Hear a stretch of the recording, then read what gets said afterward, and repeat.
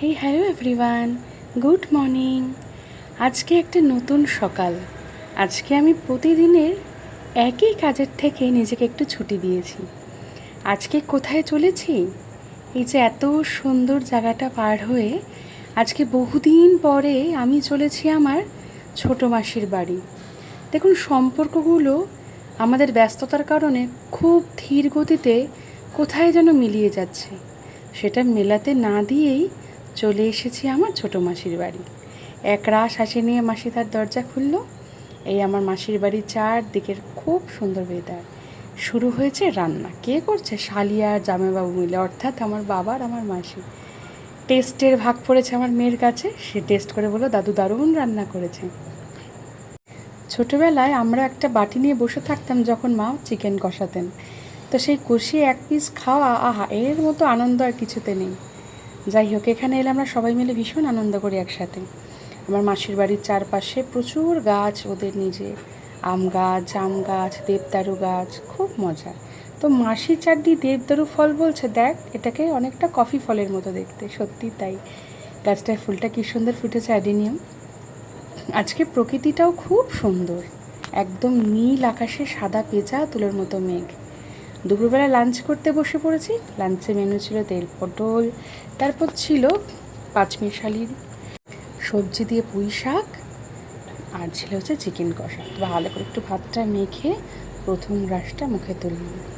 শাকটা অসাধারণ হয়েছিল খেতে। এই যে আমরা সবাই মিলে একসাথে খেতে বসেছি।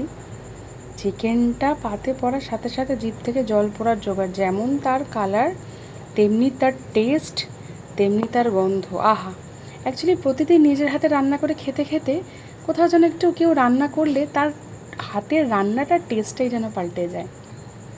খাওয়ার পর সোজা চলে এলাম ছাদে। মাসিদের এই পুকুরটা আমার ভীষণ পছন্দের। তো ছাদে এলাম কী করতে? দুপুরে খাওয়ার পর মাসি বলে একটু দই খেতে। তো দইটা ঘরে বসে কেন খাবো, একটু ছাদে ঘুরে ঘুরেই খাই। আজকে হাওয়াটা দিচ্ছিল ভীষণ সুন্দর, তাই জন্য আজকে বেশ ছুটি ছুটি ইমেজ, তাই আনন্দ করছিলাম। এর মধ্যেই হালকা বিকেল বিকেল হয়ে গেল। পাখিরা তাদের আস্তানায় ফিরছিল। নিচে নেমে দেখি কিছুক্ষণ পর বাবা মেখেছে বাতাবি লেবু। মাখার ভয় বাতাবি লেবু খাওয়াই প্রায় এখন অনেকেই ছেড়ে দিয়েছেন।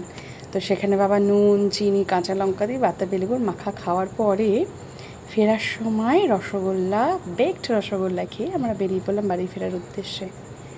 সকালে যেই জায়গাগুলো এত সুন্দর লাগছিল, রাতের অন্ধকারে সেই জায়গাগুলো কেমন মায়াময় লাগছে দেখুন।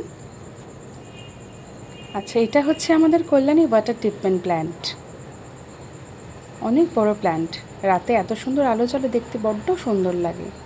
আর তার পাশেই হচ্ছে আমাদের এখানের পুলিশ ফাঁড়ি। এটা পার হয়ে চলে এলাম আমার বাড়িতে। নিজের আস্তানায় তো ফিরতেই হয়। পাখিরাও দিনের শেষে যেমন নিজের আস্তানায় ফিরে আসে, তেমনি মানুষও দিনের শেষে নিজের আস্তানায় ফিরে আসতে ভালোবাসে। বাড়ি এসেই শুরু হয়ে গেল আমার রাতের ডিনারের জোগাড় যন্ত্র। মাসি তো কিছুতেই ছাড়ছিলেন না, কিন্তু আমার পতিদেব বাড়িতে, তাই জন্য আমি কী করে খেয়ে আসি, তাই চলে এলাম। এসে আজকে রান্না করলাম আমার হাজব্যান্ডের ফেভারিট, হচ্ছে রসুন পোস্ত।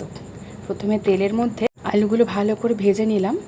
তারপরে রসুন, লঙ্কা, নুন, 2-4টে কাজু দিয়ে বেশ করে পোস্ত পেস্ট করে ভাজা আলুর মধ্যে দিয়ে অল্প জল দিয়ে নাড়াচাড়া করে নিলাম। যারা আপনারা পোস্ত এভাবে কখনো খাননি, একটু খেয়ে দেখবেন। যদি রসুন ভালোবাসেন, পোস্তটা ভীষণ ভালো লাগবে। যাই হোক, রাতে ডিনার শেষের পরে এই যে আমার নিত্যদিনের এখানে দাঁড়ানো, দেখুন দিনের শেষে মানুষও কত ব্যস্ততার মধ্যে বাড়ি ফিরে যাচ্ছে। যাই হোক, আপনারা সবাই ভীষণ ভালো থাকবেন, সবাই সুস্থ থাকবেন। শুভরাত্রি। আজকের মতো বাই। ভালো লাগলে পাশে থাকবেন।